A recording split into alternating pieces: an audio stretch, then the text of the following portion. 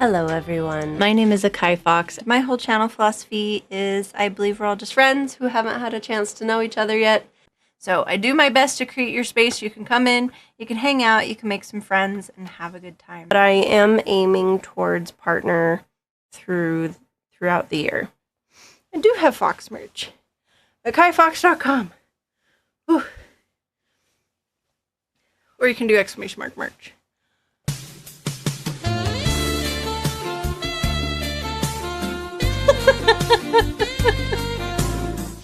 He but, she but, they but, we but, everybody but. Follow the units with your face.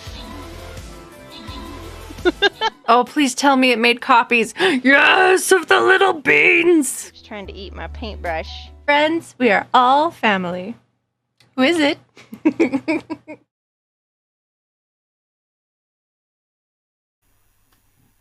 So, welcome everybody. As you saw from the trailer for this, we have the wonderful akkaifox here on our podcast. Welcome in, thank you for taking part. Thank you for having me. So, let's get in with some questions. So, Okay. how long have you been streaming for on Twitch? I have been streaming now for a little over 5 years. I started back in January of 2021. I think this starts to lean into the why did I start streaming as well. Yes, it will be. So, I am or was a workaholic, and I needed something after the pandemic that could help distract me and be an outlet, because I did not realize how all-consuming work had become with the pandemic. My company had us go work from home, and full transparency, I definitely had a little bit of a mental breakdown. And go figure that when you are working from home, people can't see if you're stressed out, they can't see if you are overwhelmed. And I also found that in myself, I had a problem of saying no to things. And so I kept saying yes, until I finally had kind of a breakdown. And as I was looking for some reflection and for something for me to do, I had a series of events happen, and I found out one of my friends had been streaming on Twitch. Many of you may know her. Her name is Starlight Embers. She's a wonderful human, but I've known her for a very long time before Twitch, and I was prompted by my husband to watch her stream, and that lit a spark in myself to try it. I asked the person that she rated to, if you were to give any advice to somebody thinking about it, what would you say? And he said, just do it. And I looked around, and I had a PlayStation, and I had a PC, and I had a webcam, and I had a PlayStation camera and a strong internet. And I said, well, I guess why not? I have all the stuff. And so that very night, I pressed the live button. And then the next day, I did it again and again. And then it became something that I got hooked on. So I have loved streaming pretty much since then, and it's been a wonderful outlet for me. So that's kind of how long I've been streaming for and why I started streaming. Yep. Hey Sparkles, welcome in. So yeah, I started about a year before you streaming, because I started in 2020. In January 2020, okay, you started. Yeah, you started in the midst of all of it. Yep. So I don't need to ask that one because you've done that one. That's three. I love it when my guests know the questions so they can answer three in one go. Yeah. Because I would have asked how you streaming and who's the inspiration, which Starlight was, yeah, she's a wonderful individual. Yeah, she is. So, what's been some highs in your streaming? So some of the highs I've had is when I've had the chance to take some additional time to really bond with my community. The first thing that jumped out to me when I read this question was the streamathon I did and my memory is hazy if it was 22 or 23. I think it was 2023. But we essentially did a big streamathon that lasted over a week. I think it was about 8 days in total. I forget the number of hours. But for me, that was an all-time high because I got to connect with so many people in all time zones. Quite literally, we just stayed live. Not something that I recommend that people do consistently. Oh, it was 2023. But it was definitely something that was a high for me because I cast a very wide net because of that. And I have people I met through that streamathon that are still part of my community today, and something that I hope to do again at some point. Nice. I know another thing that was quite fun, because you got CCTV partnered as well, didn't you?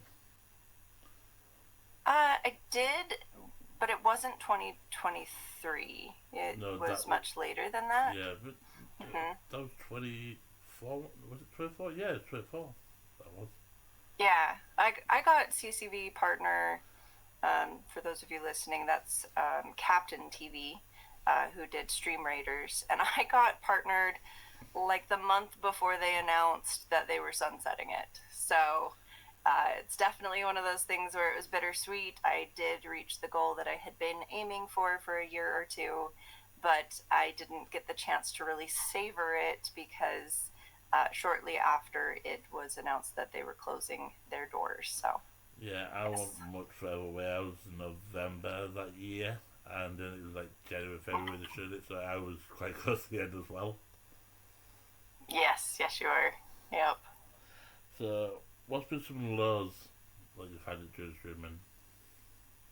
Yeah, some of the lows that come to mind are dealing with burnout. Thanks for And I the follow, think bro. as a content creator that works full time, I luckily don't have too much of Moonlight a social Gamer life, RR but underscore I try underscore followed to your have channel. a little bit. And it's definitely something that when you're stretched so thin, it can be really easy to deal with burnout feelings. And so some of the lowest lows I've had is when I'm combating burnout because in the world of streaming and having a community, the last thing you want to do is let your community down. And that's been a feeling that I know I'm not alone in, where you don't feel great about canceling your stream, you don't feel great about taking a break or time away. And so you kind of push through your burnout more than you usually take a break through your burnout. And so those have really been some of the lowest times in my streaming journey.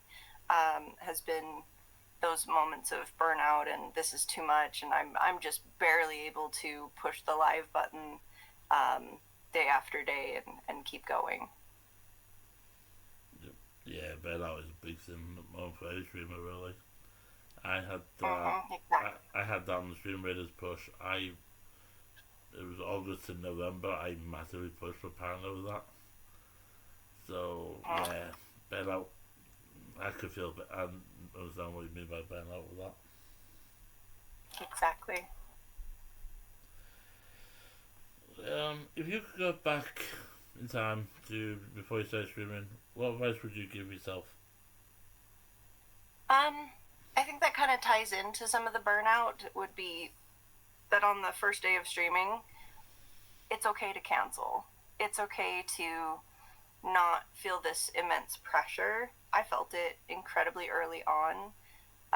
As I had an in. I know not everybody's streaming journey starts the same way, but I had a strong connection at the beginning that I had Starlight Embers.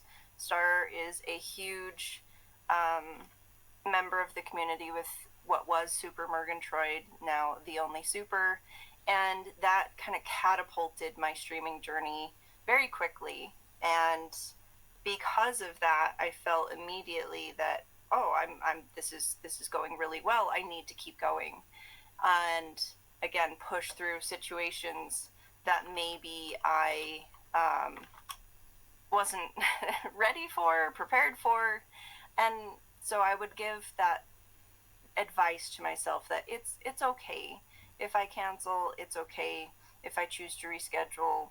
I would definitely go back and give myself that advice early on so that I didn't create such a rigidity.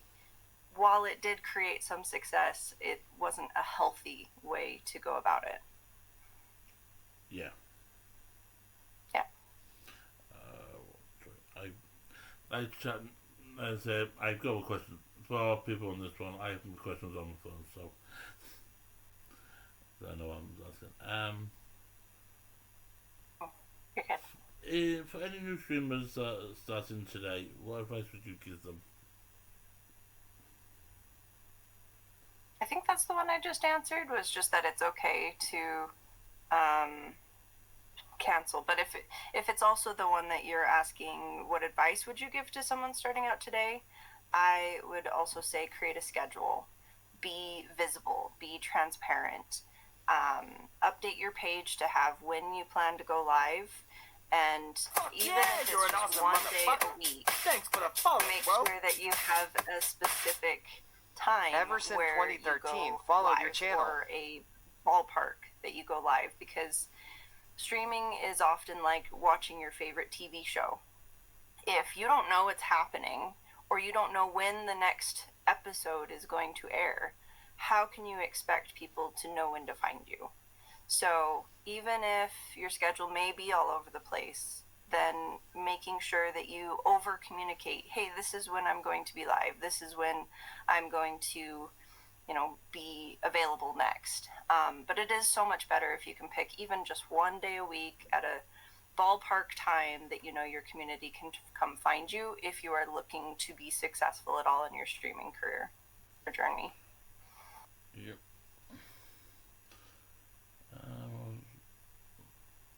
What are your favourite games or content types to stream? I really love, as far as games go, my favorite's horror games, which is really funny because I've found in my streaming journey that most of my community actually doesn't like horror games. So that's been an interesting thing to navigate through, that some of my favorite games are not things that people enjoy. The other type of content I love to stream is art streams. I have found my passion again for painting, and that is probably, as far as art goes, my favorite way to create content, is to get the challenges I get from my community with being able to paint what they are requesting, what they redeem, what they commission. So I would definitely say art and horror games, although survival games are a very strong second as far as some of the favorites games. So what you say about art and artwork? These are the business cutter. If it was see, come on, there you go. Here is one Yeah. has stickers. So Yes, all these are done by her, by Kai. Oh, I love it. Yeah. So Digital art is something I'm still kind of tiptoeing into. It's not something that's my comfort zone. I do make stickers now. I have for a couple of years, but in this last year, I launched the Sticker of the Month Club. And so I know that those of you who have either subscribed to the Sticker of the Month, or you've maybe won a giveaway, we do a new sticker every single month. Yep, I won that 1 month and I can't afford to keep going every time, so I randomly have like about 5 envelope stickers in that I've won on giveaways. So that's why I was so hands out could show that, because it's right next to me. Oh, thank you. I appreciate it. Do you have any hidden talents? Do I have hidden talents? Yes, I do. And some of them have only come to the surface because of streaming. So if you had asked me before my streaming journey, I would have said, like, I'm a dancer. I've got my dancing shoes in my background. I have many different instruments that I used to play that I don't really play as much. And so those would have been some of my answers in the beginning. Nowadays, though, thanks to streaming, I have the hidden talent of an operator redeem. I work call centers, and so I hear a lot of those different voice IVRs, right? The phone systems, and I've learned I have a talent in doing that. The whole, the car's extended warranty sort of style of things, and so that's something that's come to light with as a hidden talent. And channeling my inner grandmother is also something I have a talent for, apparently. So yes, I have a few different hidden talents that have only come to light thanks to streaming. I wouldn't just say everyone watching the podcast on YouTube or everyone chat. If you see highlights flashing, that's probably because something's happened on her for her FPS. So if you ever see the lights flashing, it's either follows or someone's doing something on her channel. Yeah. So what's the topic you could talk about for hours? I feel like mental health is up there. I feel like that's a topic that I'm very passionate about. I have a YouTube channel where once a week I do videos about mental health. So that's a huge one that I could talk about for hours. But I also feel like there's quite a few. You're an awesome motherfucker.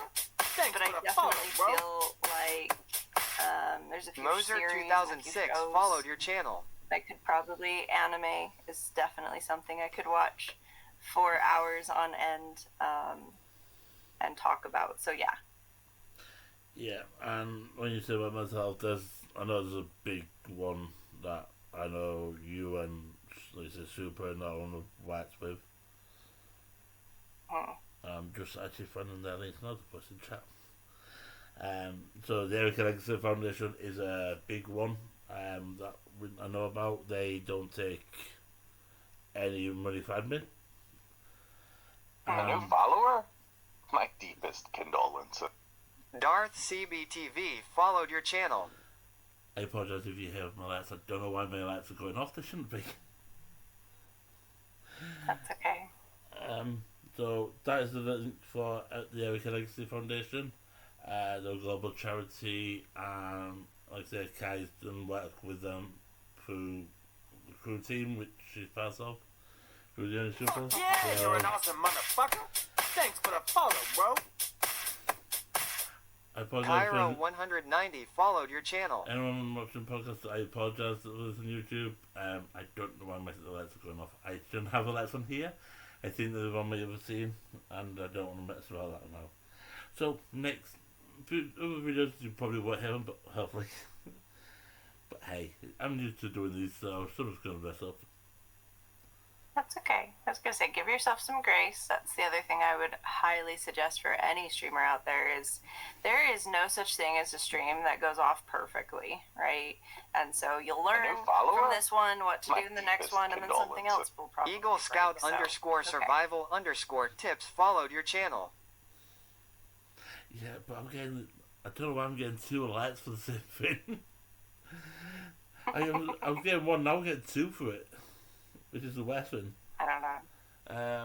Let's see what else we got. Ooh, this is actually really good. If you had to live in a video game for a week, which one would you choose and why? It's a good question. I mean, if I hated myself, I'd probably say something like Icarus or Enshrouded or Conan Exiles, one of the survival games.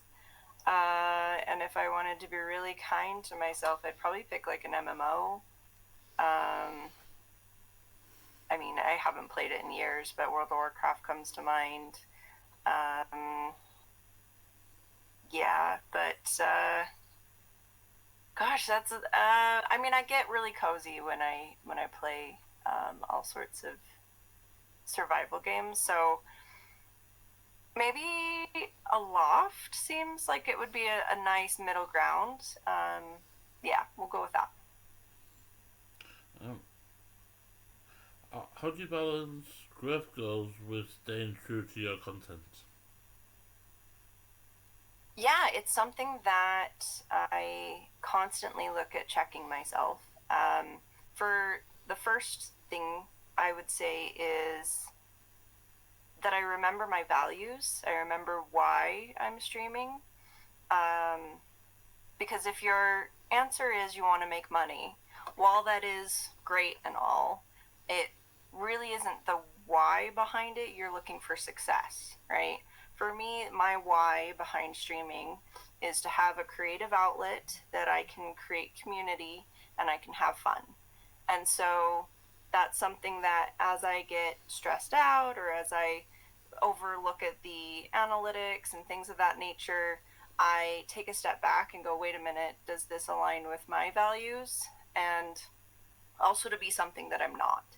If I try to be more, I don't know, I think we do all put a little bit of an air on when we stream, but at the end of the day, we can't be something we're not. Otherwise, your community will notice and will see it very quickly.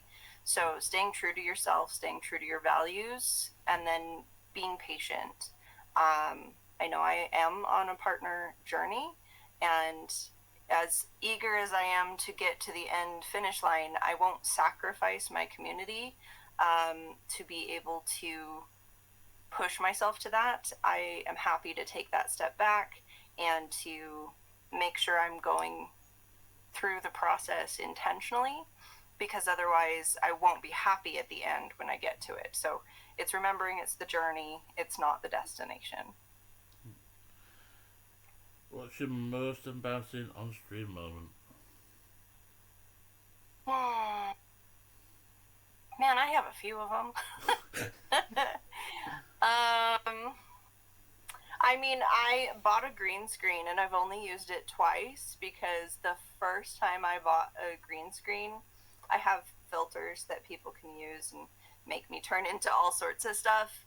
And they realized very quickly that if we do a Shrek, that it's green, and so then my face becomes invisible. So that's pretty up there. Faceless Shrek exists. It became a sticker. It's not something I'm incredibly proud of. Um,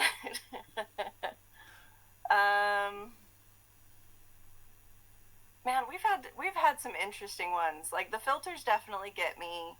I've had my sister on stream and she's embarrassed me several times.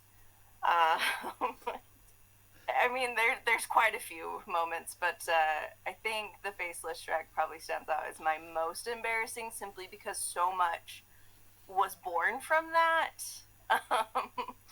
And continues to live on despite my best intentions. So This is one we had with the other person. The most weirdest item that's on your desk. weirdest item on my desk. Well, I work from home, so that's a great question. I mean, I have like hot chocolate powder on my desk for some reason. I don't know why it's sitting here, but it is.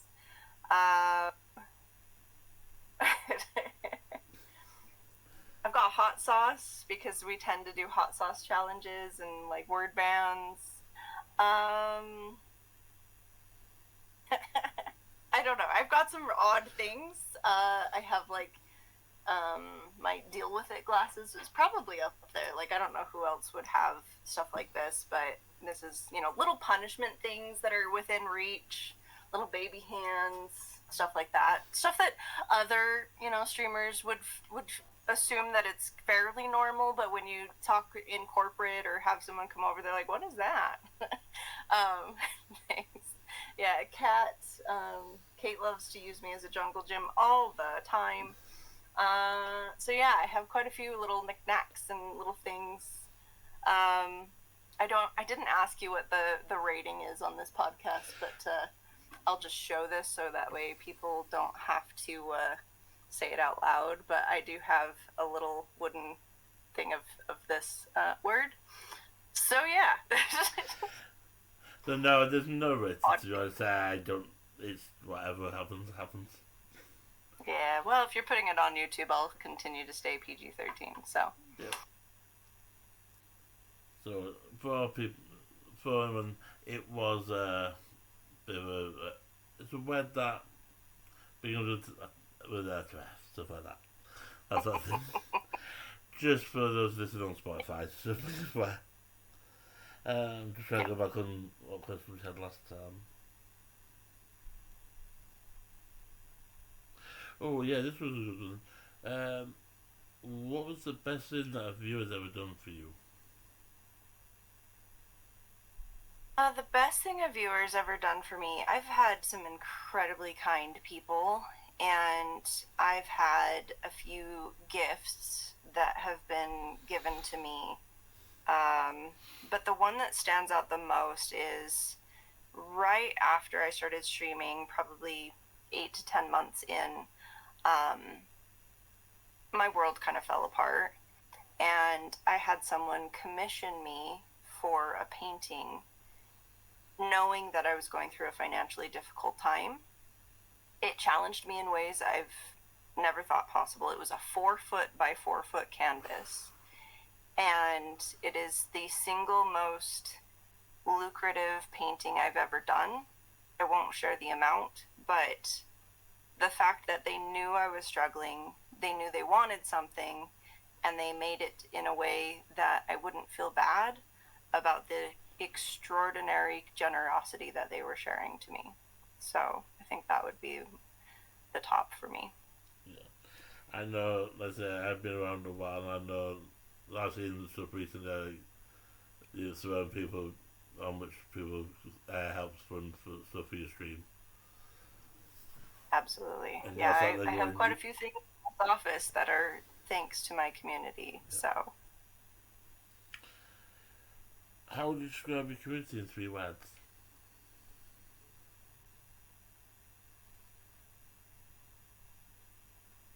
Kind,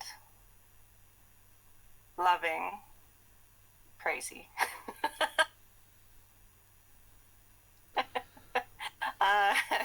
We get a little chaotic, but I'll say this. I know many streamers talk about having to have mods to ban the people that come into their streams.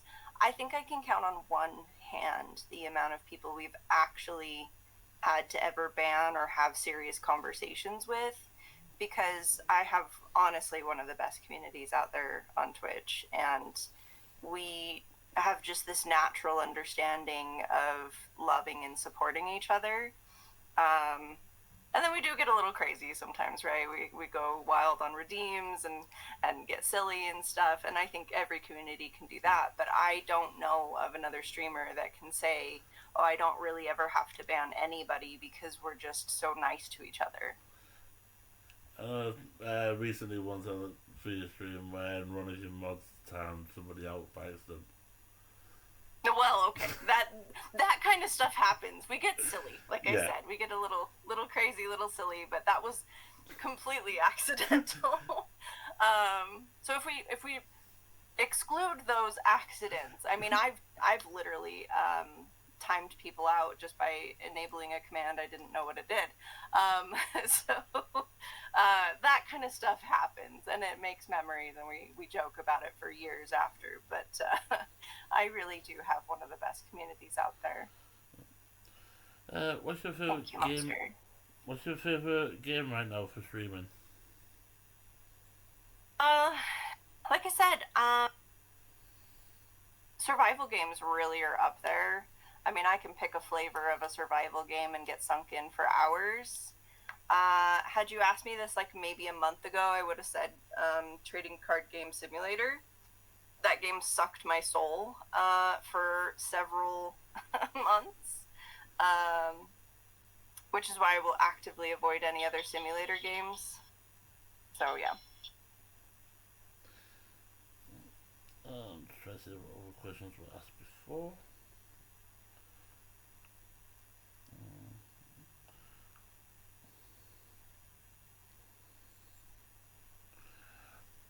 Have you played any games that you've been disappointed with the remake of? Sorry, I'm letting the sound finish. One sec. Okay. Sorry, my cat alarm was going off. You said the question was, is there any games that have been disappointed as a remake? Is that correct? Yes.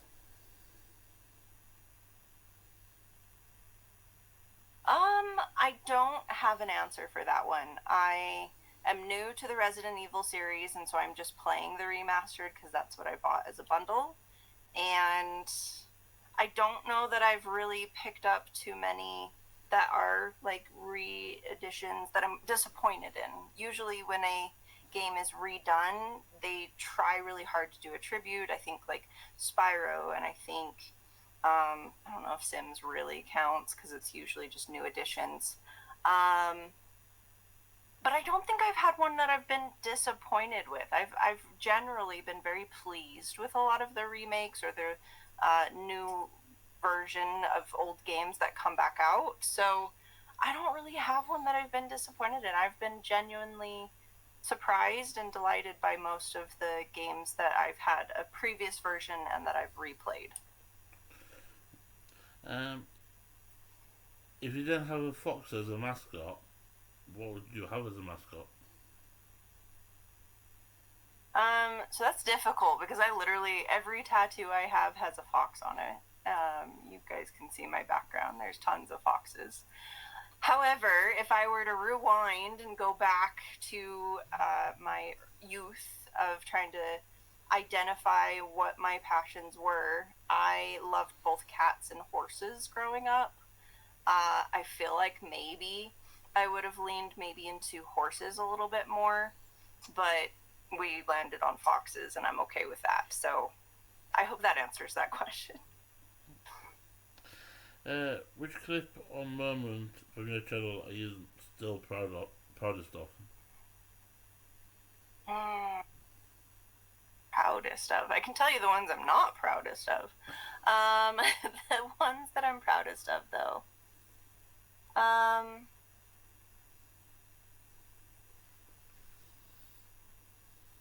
A couple that come to mind. I struggle with favorites. If you guys don't know me at all, I struggle with favorites because like just identifying one thing for me is really hard.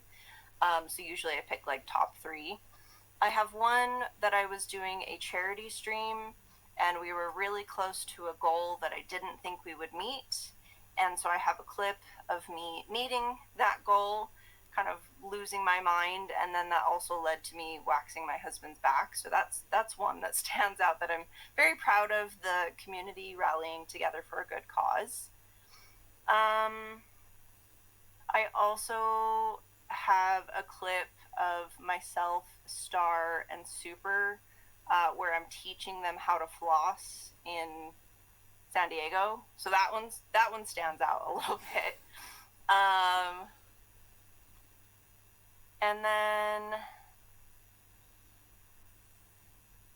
I think I'm going to just settle on those 2. I think those 2 stand out as probably my top 2. Yeah.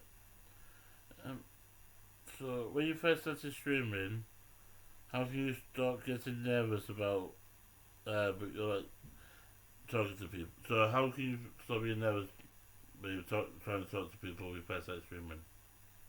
Yeah. This actually leads a lot into just me day to day because I am a friendly introvert. So I like making friends. I like talking to people, but I am a anxiety-ridden ball of nerves when I'm not comfortable. And so when it comes to streaming, if you get nervous about it, a good thing you can do is you can phone a friend, right? Like literally do your stream with somebody else so that you feel a little bit more comfortable that you're, not the only person talking, that you've got someone to bounce something off of. And if you don't have a friend you can do it with, put like a stuffed animal in front of you and pretend you're talking to that as like a whole, or that you're recording like a YouTube video. I know is something that's also kind of popular, but to me that doesn't alleviate the anxiety. I need something to kind of feel like I'm connecting with. And maybe this comes from, playing in my room by myself as a kid quite often, where I'd talk to my stuffed animals and stuff, because I was alone quite a bit growing up. And that was okay with me. I was very comfortable with that. but that way it doesn't feel like you're live and you're broadcast to the world. It feels like you're sitting in your room, you're playing a game, and you're chatting with a friend or a stuffed animal. And if you do have people that come in the chat, interact with them, right? That is the whole purpose of streaming, is that you are interacting with the people who are choosing to be there and to be present. But if you have a quiet chat, then those are some of the strategies that I've used to help kind of overcome some of that. What game have you played that you've been quite personal with? I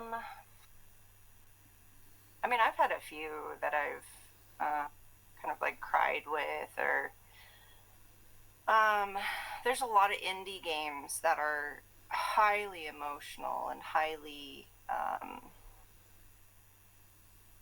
that connect really strongly. I was listening earlier when you had your previous guest, and I wasn't familiar with that game, but I'm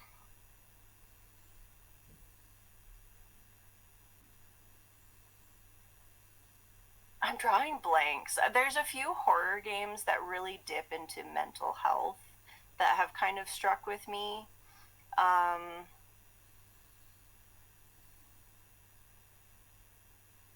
I just can't think of their names off the top of my head. Sorry, I wasn't prepared for that one. But there's quite a few that kind of strike some chords when it comes to feelings of isolation, feelings of shame, feelings of not being good enough that often come up in different horror games, that come in as, you know, that darkness or that imposter syndrome. There's a really good one called In Sound Mind, where you are a therapist who's kind of like going back through your previous clients because you don't feel like you're doing good enough. And they do it in such a way that's a really fantastic story. Each kind of chapter is a different client that they've had before, and kind of getting to their root problem, their root cause. And then I won't spoil the ending, but it really causes some good reflection when you beat it, of just, well, where am I at in all of this? So if I had to pick one that I can think of the name right off the top of my head, I'd say In Sound Mind. It was a really, really good one that you could latch on, and that was very personal to me. What is your drive for kind of streaming? What's my what? Sorry. Your drive. What drives you to carry on My with drive. streaming? Yeah, and I think this kind of loops back to my why. You know, what's that underlying cause for streaming? One, I need an outlet. I need something that's not just work, sleep, eat, and something that allows me to also feel a greater sense of purpose. So for me, my why is, again, having an outlet, having something creative, because not only do I, you know, play games, but I challenge myself creatively to, you know, I think we all do, right? We come up with our space, we come up with our alerts, we come up with a theme, we come up with, you know, something fun, and that to me is fun. It's a not a toy, but it kind of is at the same point.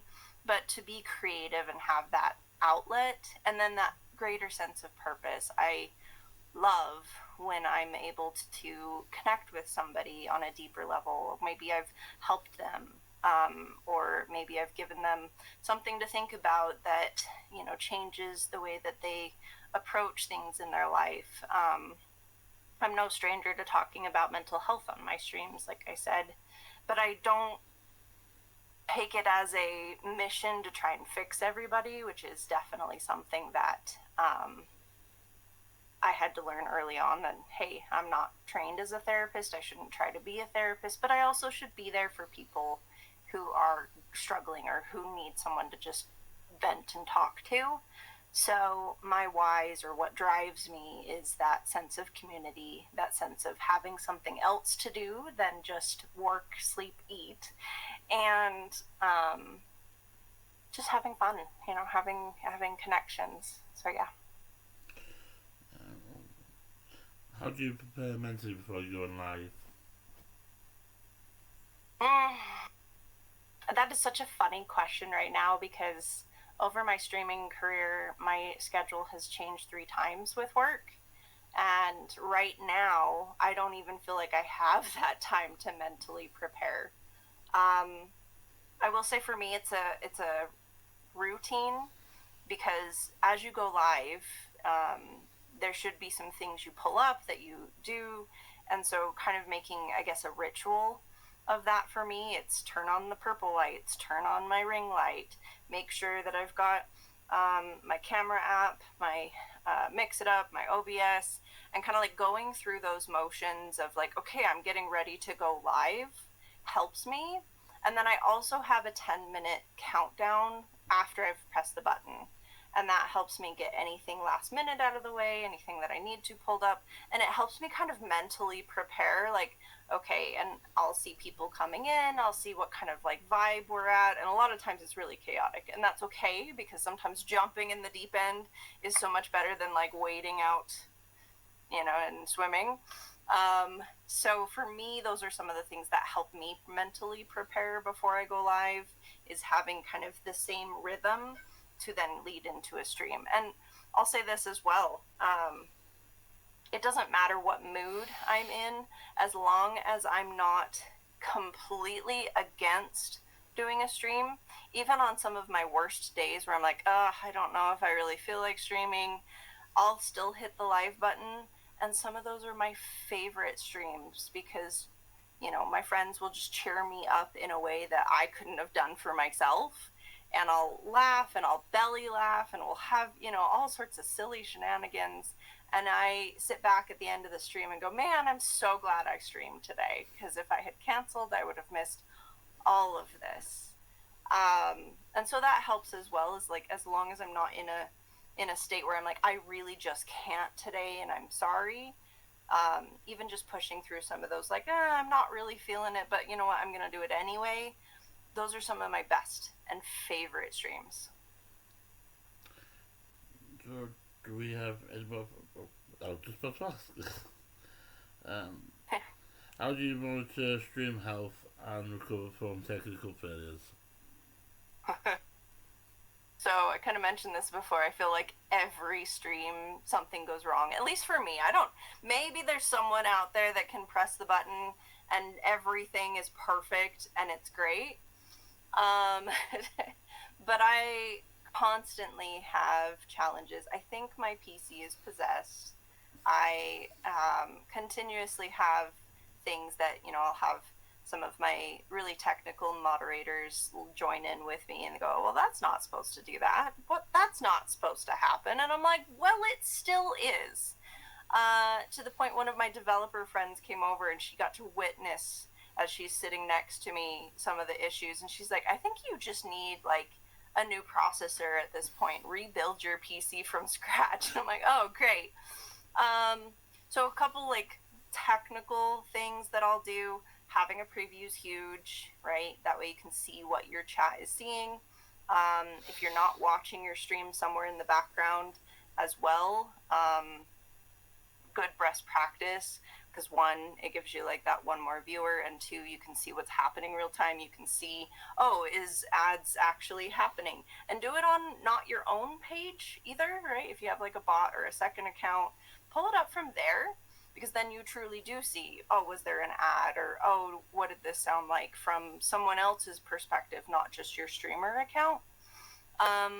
Also having things available in your OBS, you can see dropped frames and things of that nature. So I've got little toggles that I can flick back and forth if I can see. Having your creator dashboard open, you can see, dropped or bit rates and things of that nature.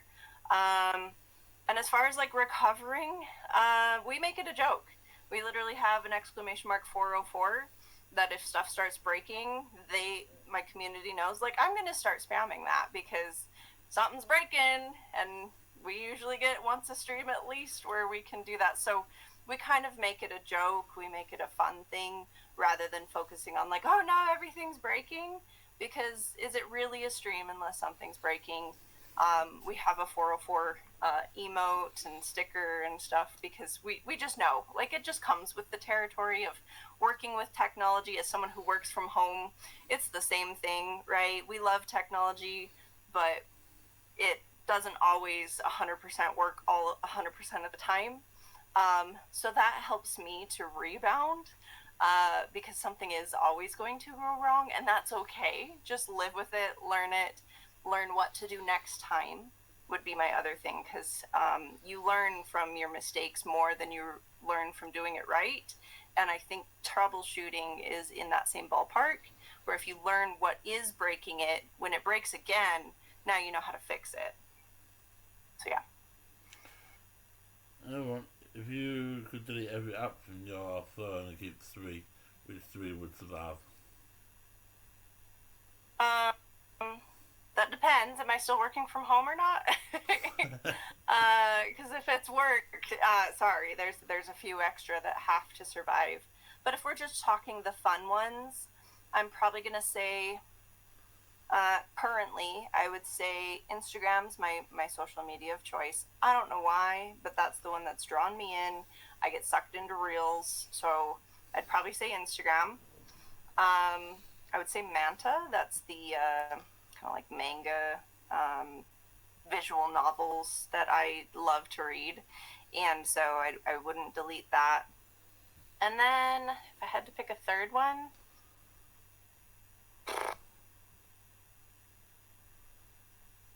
I mean, probably like this sounds so dumb, but probably like an email app. Like, that helps me stay connected.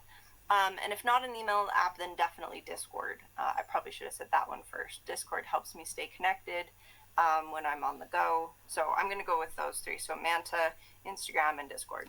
Yeah, for me, it's you said with you get scroll for reels. Mine's TikTok. I doom scroll TikTok and then I find weird ass stuff. Yeah, that's why I do Instagram, because it's like I can go so far before I realize like I've exhausted the content from people I want to see, and then I can disconnect. Whereas I know if I jump into TikTok, I'm just gonna be watching and doom scrolling for hours on end. So for me, that's like okay, I'm gonna dedicate this amount of time to go and doom scroll through TikTok. But at least with Instagram, it's like a pickup. Let me look at a few things. Let me put it down. Keep going. Yeah, so the most funny thing, there was a football match in St Helens, and they had a squirrel going on the pitch. Someone made a TikTok saying it's the club's new football signing. This is a squirrel, and they put the squirrel in the football kit. So I was looking at that. So that's what I like with stuff like that. They put something that could happen in something like that, and they can make something funny. So I think that's why I like TikTok with that.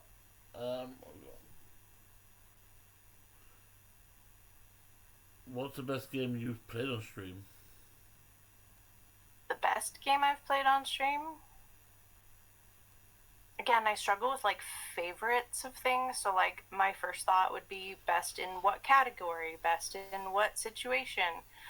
One that's really close to my heart though is probably the first game I beat on stream with the community, which is Alien Isolation. I love my space cats. Sorry. But xenomorphs are wonderfully created creatures. And so I really loved playing Alien Isolation. And I feel like that was just such a good connection with everybody. But there's many, many, many others that we've beaten together that I could also say.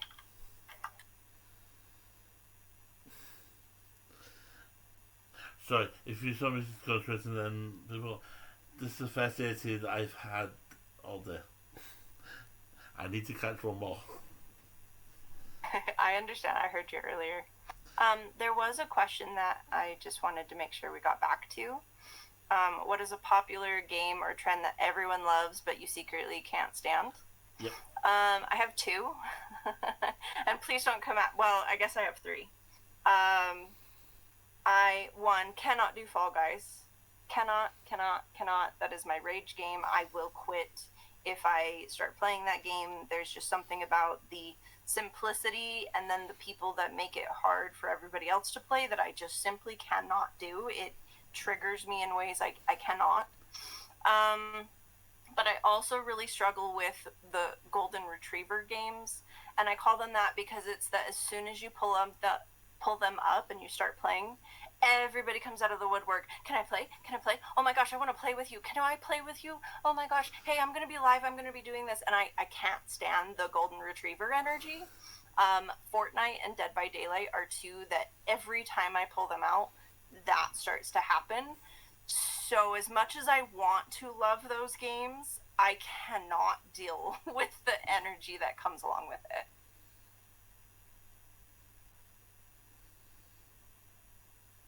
Yeah, I know what you mean with them. It's like everyone just wants to try and be a friend and play a Fortnite with you, and it's like, no, I don't want to. It's like, and so I think Jambox as well is one of those that Jambox is one of those weird ones where you gotta be careful because if you have Jambox in your title, you get all sorts of weirdos coming in and playing, which you can't control what they're gonna say. Yeah, I have a secret for that because we play Jackbox and Marbles and browser-based games every single week on Thursdays.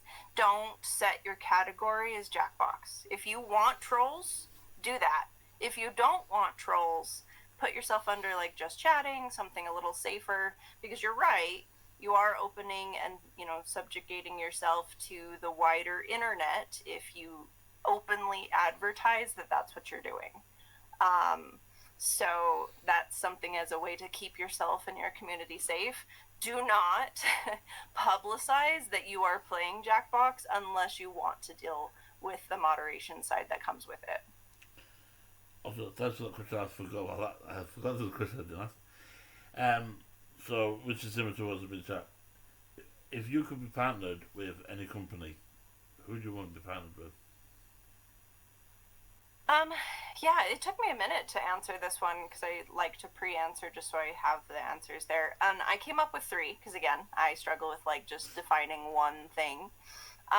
The first one that jumped to mind was SodaStream. I've looked, I've researched. I don't believe they offer partnerships, but in a heartbeat, if I could get free SodaStream and promote how much I love SodaStream as a way to replace drinking soda, hands down, I would be such a big proponent for that because I think they do a wonderful thing as replacing the high amount of sugars, and there's just so many things you can do creatively with a SodaStream. So that's the first one. The second one, if I was a morning streamer, hands down, I would love to be partnered with Javi. I use Javi for my coffee all the time, but I don't stream in the morning, so nobody's ever gonna see me drink coffee. So I kind of like, whatever. I'm not gonna do that. And then the third one I think I would probably say is like something like Cyber PC or something that's a little bit bigger. I'm already affiliated with Clip Studio Paint. That's the program I use for my art. So I didn't put that in the list because I'm already working with them. But if I had one I'd love to work with and to, get goods and promote their products, I would probably say Cyber PC, even if my PC is cursed. Just throwing that out there. Kevin and Kirsten, one of my moderators, playing Phasma and her computer, as the ghost out hunting her computer shut off. Mm-hmm. Yeah, when the diner came out, one of the first things we did was that skeleton, and it broke my computer so hard that I could still hear people, but I couldn't see anything because everything else had like shut off in my display. So I had to finally hard kill my computer. So I understand that very intimately. Yeah. Any other questions? Oh, that was it. Yeah, EMF5 and then everything went off. Oh no. yeah, that's it. One of my Welcome in the ghost. got EMF5 in the PC shop. All it was put the lead on, put it back in, it worked in the end.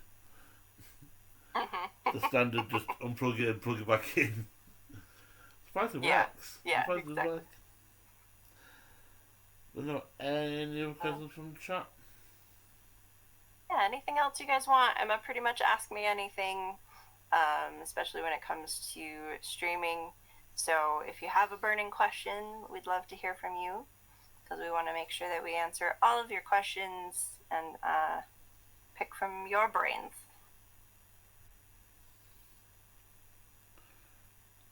I will say as well. I'll fill in this. Oh, go ahead. I will say she Kai does have some really good merch if you ever want to go buy her merch. And she has a lot of good thank stickers. you. I have, like I say, I don't know how many. I'm looking now. How many I've got right next to me. I have paperwork galore, and in that paperwork, I can guarantee they go straight away in the paperwork. Just found another lot of stickers. I have them all next Yeah. to me. I want to talk about the envelopes.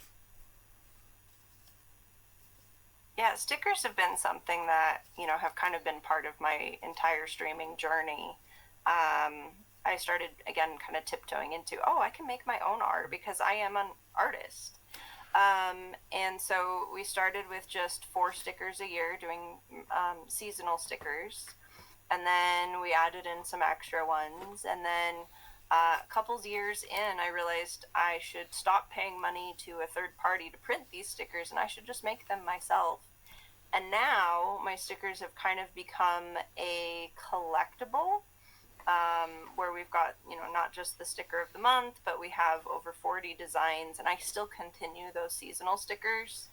And I have people who, let me know, these are the only ones I'm missing, or I'm waiting for the next sticker to come out, which is such a surreal thing for me as someone who, before streaming, I wouldn't even call myself an artist. I'd say I'm a doodler or I like art, but I'm not an artist. And now I've really tried to lean into, no, if I make art, I am an artist. And at this point, I have people who want it, which is still something that is so magical to me.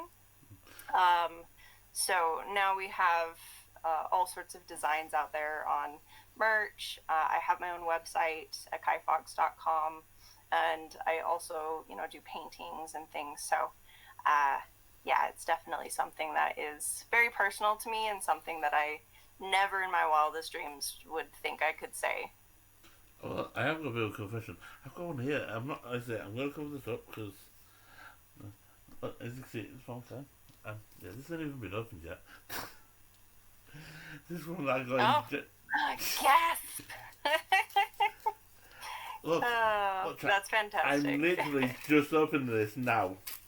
This has not been opened yet. I don't even know what sticker this is. Granted, it's a sticker, but like I say, I've not even opened that yet. Okay. Oh, I know what this is from. Which one is that one from? Let's see. Oh, yeah, it's the 5-year anniversary sticker. Yep. Mm-hmm. Yeah, I've not opened that, so I've not even read what you put in the note. I will say chat as well. Yep. When I use that, you get a little note as well of it. So. Thank you. Yeah, I try to do little inserts along with it, something kind message. I do those with every single one of my sticker of the months. It's now our 2nd year of doing like an event or anniversary sticker. What game is personal to me that I play? That's such a good question. I guess it would depend on defining personal. And I want to answer your question, but I also know we're about to go into ads, so I don't want to like cut off your answer. Let me think on that, because I think I have a couple that come to mind. But I want to wait till the ads are over just to make sure you hear the answer that you want to, if that's okay.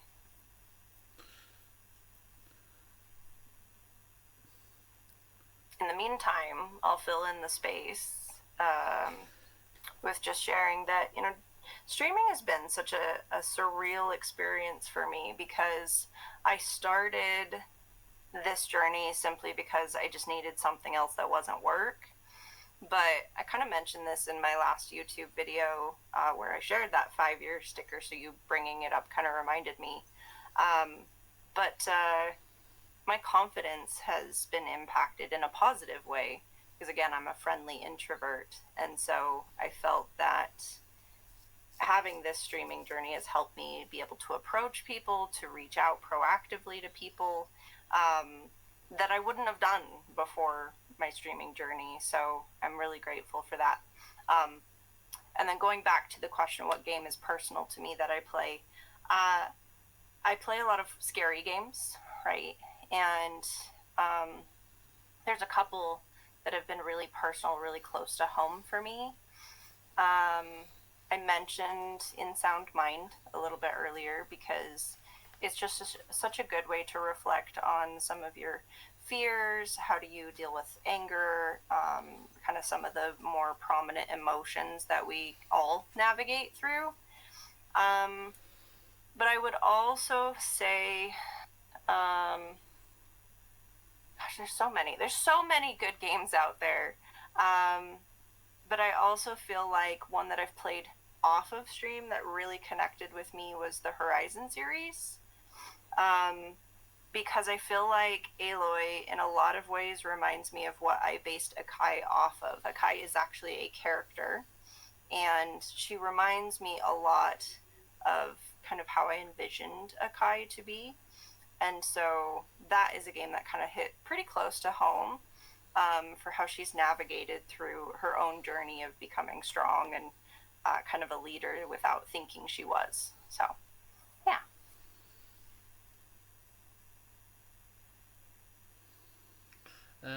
What's the most ridiculous or creative name you've ever given to a character in a game? Goodness.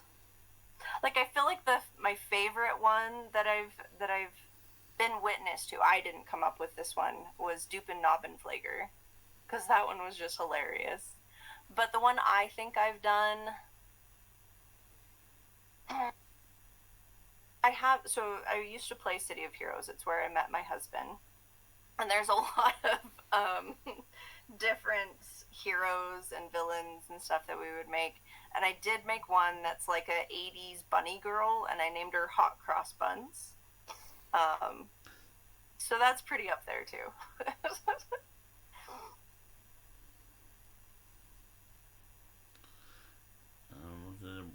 Worst chat trend. What do you mean by worst chat trend?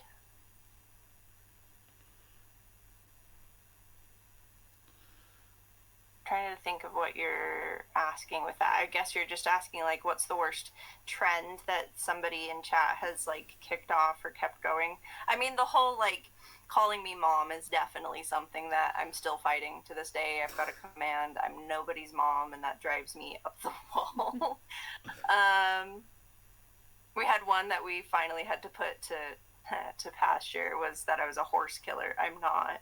But the amount of horses I went through in Red Dead was something that we had to admit to for a minute, and then we also had to roll back because I didn't want people coming in to, you know, meet me for the first time and like, oh, she's a horse killer. How am I supposed to explain that? I don't know. Best webcam. I've fallen in love with the Razer Kios. I think that's how you say it. I actually have 3 of them. And so I love using them because they're inexpensive. They're about 50 US, but they have a built-in ring light. And so they have great autofocus. And so for what you can buy for just a little bit more than like your standard webcam, I have loved these webcams. Are they the absolute best? Probably not, but for the price point and for the quality and for what you can get out of it, definitely something that I truly have enjoyed working with.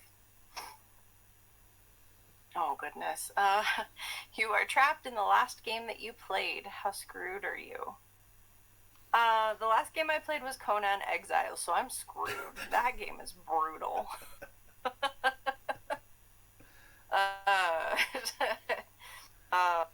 Yeah, I went all the way out to the frozen north and was like trying to rescue a follower that so you can only have so many thralls following you, and I rescued someone from a camp, and I already had a follower following me, so I was going back out there to rescue her, and just the amount of shenanigans and close calls that I had, I would be very screwed if it was actually me. Yeah.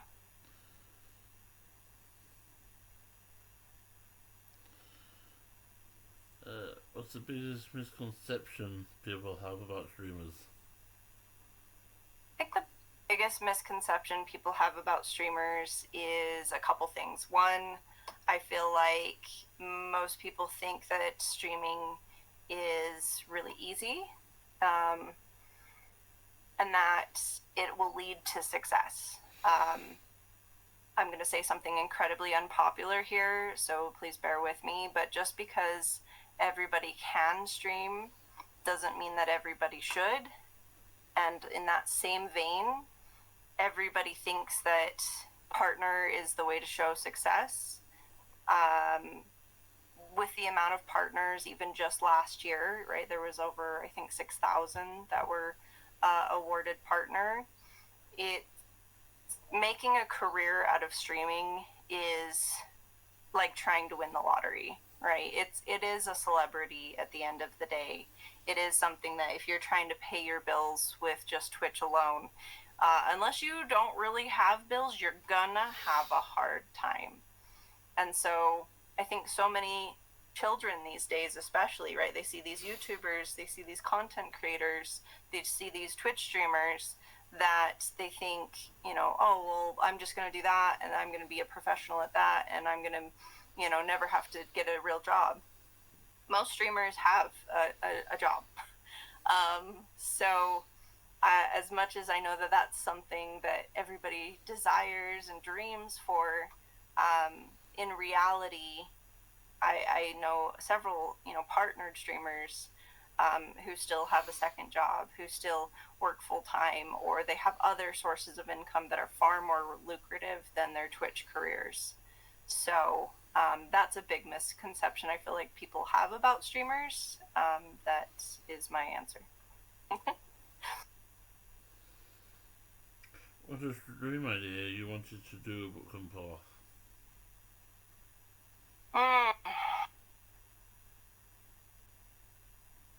Well, I mean, we talked about technical issues before. One of the ones that comes to mind recently was that we were going to do a live face paint at TwitchCon. I saved it for the last day, for the last couple hours, because I was like, okay, we'll end this with a bang.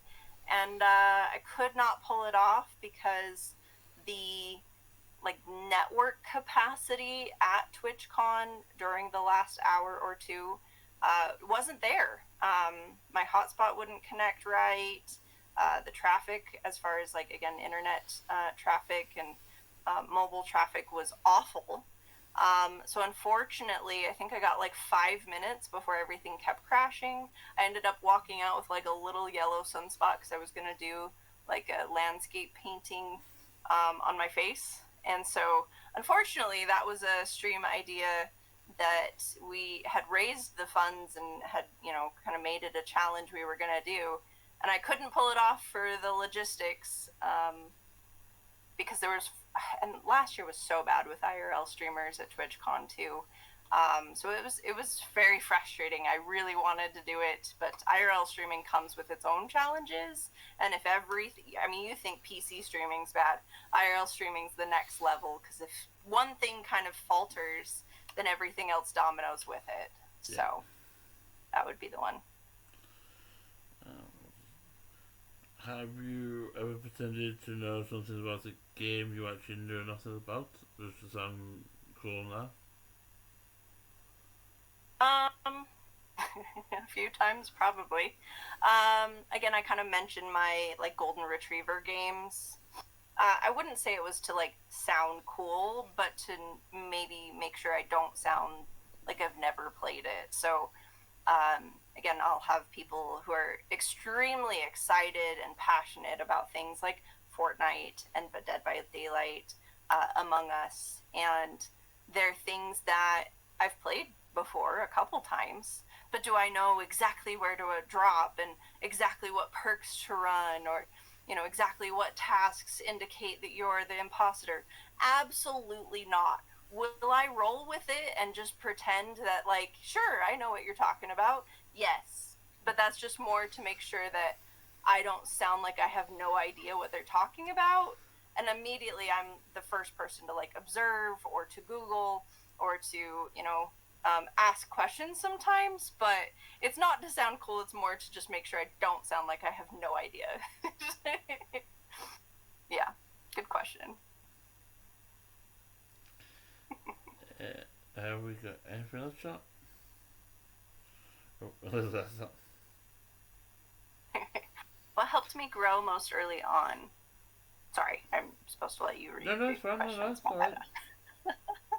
I'm so used to keeping up with chat. Sorry. What helped me a lot was, again, I feel like I had a little bit of an unfair advantage that I already knew somebody who was a big streamer. And he wasn't partnered by any means, but he already had a pretty solid foundation to build off of. So, but nothing would have happened without me being visible and reaching out. So, one, having a dedicated time frame. I don't like talking about it often, but back in my day, when I first started streaming, to get affiliate was a lot tougher than it is these days, right? And so I don't like talking about it, but thanks to Super and his community and me getting the kind of foot in the door with Starlight very early on, I got affiliate in a week. Again, not something I want to brag about, but because I was very vocal about what time I streamed and that I was so passionate about getting to know people that even after I made affiliate, I was like in everybody's chats who had followed me because I wanted to know them. And I used to be everywhere. Over the years, that's kind of tapered off because I'm much busier with work, and during the workday, I struggle to even say hi to people. But when I first started streaming, work was not dead, but it wasn't like it is today. And I had all this time and this passion and this curiosity to, like, what are they doing that's successful? What can I learn from them? What are they doing that, maybe I could find a way to incorporate in my own streams? And just having that passion, that curiosity, and that drive to visit every single person I could. I'm not joking. I have 2 accounts because Twitch cap you on how many people you can follow. You can only follow 2,000. And I have 2 accounts because I probably have close to 4,000 people that I follow, because I'm like, hey, a follow is free. It's a great way to support you. And I can go check out your streams anytime I see that you're live. And so what helped me get a big boom early on, and again, I'm not saying this to brag, I'm saying that I was very intentional, and I tried to be in everybody's streams that I could and support them and ask questions, that they loved that genuine curiosity, that we celebrated our first 1,000 within 6 months. Now, it's definitely slowed down since then, and that's okay. But that's one of the reasons that helped me grow most early on, was being so curious and passionate and supportive, and being in so many different spaces and people's places, that it built these genuine connections for people that even if I go back into their stream after 2 or 3 months of not being there, that they are like, oh, hey, I haven't seen you in a while. It's great to see you. There's still that genuine friendship built.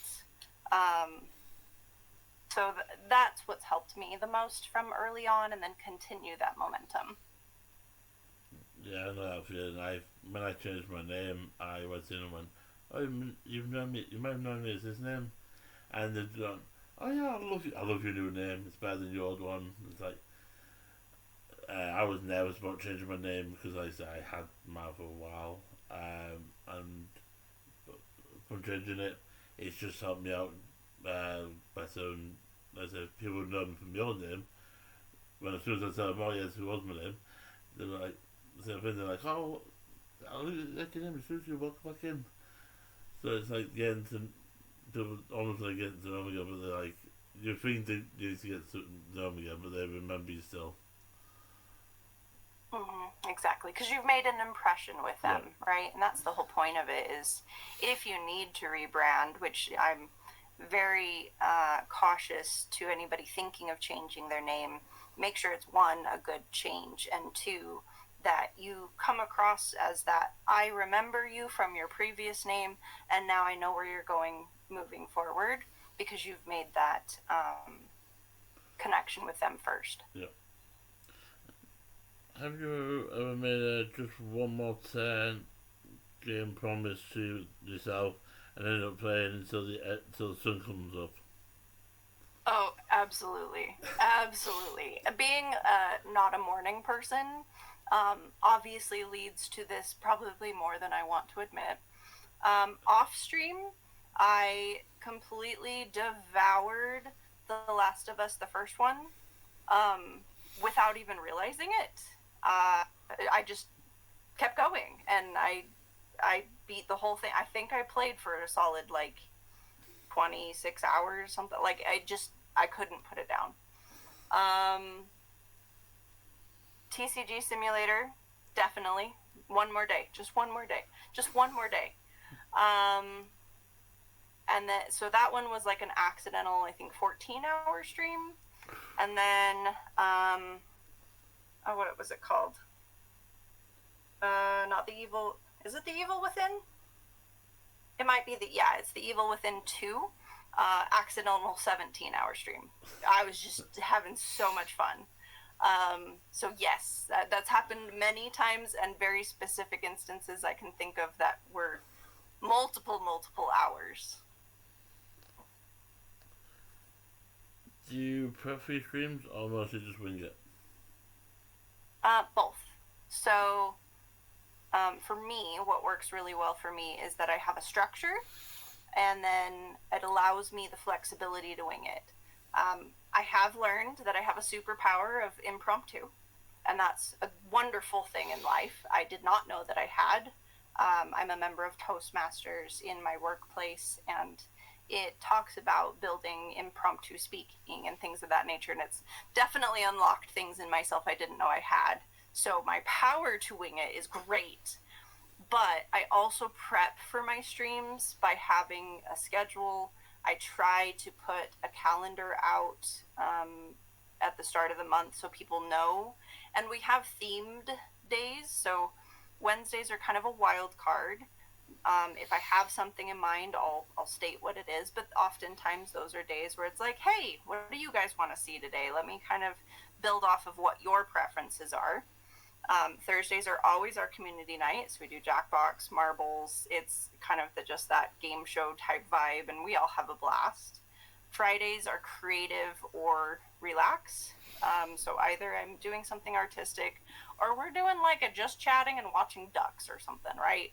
And then Saturdays are definitely more of a prep because it's my only daytime stream for me being in the US, and it's the only time frame that people have that availability, aren't staying up super late on a work night. So those have a lot of preparation where it's like, hey, when are we going live? What are we doing? What date are we doing this on? What are we setting up for? And then if I'm doing an event, like yesterday, we did a couple challenges that we were finishing. As an example, we did one where we made a pizza, but I was not allowed to use my arms. I was using my husband's arms. And it ended up looking like California, right? It was a fun time. But that took a lot of preparation to have the space set up, to have, my portable microphones charged and things of that nature. IRL streams are a lot of prep to make sure all your equipment is charged and ready and isn't going to overheat and all this other stuff. But there are many times where I also hit the button and I'm like, I don't know what we're going to do today. I'm going to just kind of see how we feel. but it usually falls within that themed days, so it gives me structure even if I don't have an idea. So kind of both. Is there any more? Take one or two more questions. Yeah, got time for a couple more. I just realised it's been like an hour and a half. Yep. Anyone It's a else? good time frame to have, though, so yeah. Yeah. Is there anyone else? Any more questions in chat? And if not, first off, thank you for putting these together. I think finding ways to get to know streamers, to get to know individuals is always a great way for you to network, but also for the communities that come in to support the people that you're networking with, right? You have that opportunity to get to know the community a little bit too. Ooh, okay. What's a question you wished you'd been asked but haven't yet?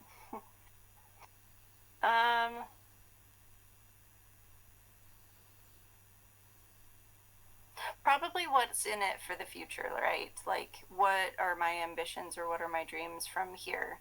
So now that I've been streaming for 5 years, it's given me a lot to reflect on and to plan for what's ahead. I have publicly announced to my community that I am on a partner journey, because if I don't state my intentions, it'll probably never happen. But at the same time, I've also made sure that they know it's intentional. I'm not just going to join a group that's like, hey, you raid into me at this time, I'll raid into you at this time, and you'll get partner, which do happen and they are out there. But there's no intentional and genuine growth. I've been very vocal that I refuse to risk the safety and what we've built so far together. So that's something that, is my ambitions in the future, and also to continue to find more ways to create, to make more spaces, to develop my art, to develop animation, which is something I'm teaching myself, and to make sure that I can get back through this list of never-ending commissions and requests so that I can make my own art again, just for stuff I want to and because I feel like. So those are my intentions for the future, and I appreciate the question that wasn't asked for that. What game helps you channel the most? I would definitely say, and this is kind of silly to say out loud, but I would say Jackbox. And the reason for that is because once a week, I don't focus on what I want to do. I focus on what the community wants to do. And it's something that everyone can get involved. You don't have to own the game. You can hang out. You can, cheer other people on. And so I feel like having an intentional community night once a week where I allow my friends to vote on what we want to play next and have that something once a week that everybody can look forward to that's about them. And I feel like every community should have something like that, right? If your community is really big into Fortnite, then having a night where you play with your viewers, you play with your audience, and let them get into the games and get to know you better. I really love the opportunity to get to know, people's silly questions. And again, to your point, you never know what they're going to ask. And that's kind of the fun, is having that deepening of friendship and that deepening of, what is their knowledge? What do they know about this? Or what are they going to draw? Or, whatever that looks like. It gives us such a fun way to connect that if I hadn't been intentional to have that community night from the start, right? It used to be Thursdays and Sundays. But since I've done that from the very beginning, it's built this foundation that my content, while I will do things for myself, it's more about you. It's more about, what are you showing me in the Discord? What are you doing in life? And since my channel philosophy is all about making friends and, that you've never met before, it really creates this sense of family that I don't know that I find in as many spaces or channels. And I feel like most of that started because of Jackbox. So, yeah. Great question. Well, thank you very much. Was there else? Could you let chat know when you're live and what times? Didn't catch you? Yeah. Yeah, absolutely. So my next stream is on Wednesday. Currently, I'm keeping the time that I have set. We may be looking at adjusting that by 30 minutes, but I go live Wednesday, Thursday, Friday nights at 12:30 a.m. Eastern Time. That is 11:30 Central, 10:30 Mountain, 9:30 Pacific, and I don't know all the other time zones. So if you look at my About Me page, it'll convert it for you and it'll have that schedule. But Wednesday's my next one. We will more than likely be working on a painting because my Friday stream is changed. I'm supporting somebody else with a PJ party, and we have a raid train that Saturday because it's Valentine's Day. So a very fun but very busy week. But that is what I will be streaming next. Is Wednesday, 12:30 a.m. Eastern. I guess it's technically Thursday morning, but it's 10:30 at night for my Wednesday. So however that makes sense to you, we have the converter. Time zones are great. So for the UK viewers, that's 5:30 in the morning. I only know that because I'm sat in waiting for her channel for her to go live every morning. It's like, Yes, what yes, time you is it? do. You are always there. It's like, it's coming to 5:30. Mm-hmm. So I appreciate it. I'm definitely the early morning for those across the pond, and very, very late night for those who are here in the U.S. Yep, The joys of working full time. Nice Friday morning playing Jackbox. Exactly. Who doesn't want to start their weekend or their Friday with a little bit of fun? Yep. And I can be both your Saturday morning cartoon and your Saturday late night show. So that's the joys of streaming such a quick turnaround time. Yep, and I will say, chat. I say I'm in her chat quite often. Yes. I have such a big streak. I have quite a big watch streak in her channel. I barely miss a stream. Yeah, well, and I appreciate that. I really advise, especially since watch streaks have come out, be mindful. I know some people love a good pop-up stream, but if you are doing that, you are risking the continuity of your community who are so proud of their watch streaks. So I don't recommend pop-up streams unless you've communicated that that's going to happen, or to stay live, or that, hey, keep an eye out, I'll be live sometime this day in the evening, because your audience really loves those watch streaks, and having consistency helps build that. Thank you very much. Yeah. You're welcome. Thank you so much for having me today. This was a lot of fun. Yep. And like I say, I will say as well, if you want to find the links, I will get these over kind of later. From now, I will be getting these over kind of later, but when you're watching this on YouTube, there will be in the description links to her socials where you can find her.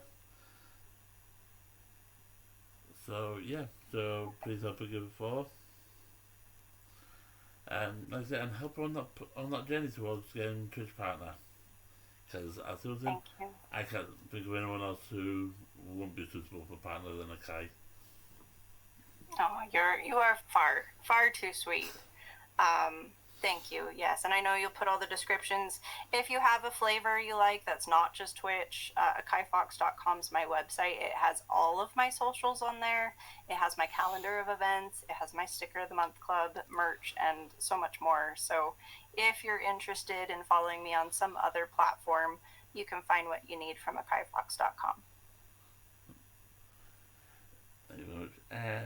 Yep, so that will be where I'm at on my podcast for today. Thank you very much. And tune into our next podcast where we'll be interviewing someone else. Who interview? You'll have to wait and find out. I say these are coming out, I'm trying best that these are going to come out every week, once a week. So, yeah. And one this week is here, so yeah, let's see what we do. Thank you very much, and I'll see you next week. Bye for now. Thank you. Bye. Hey, that's the podcast. That's that done. Now I've got to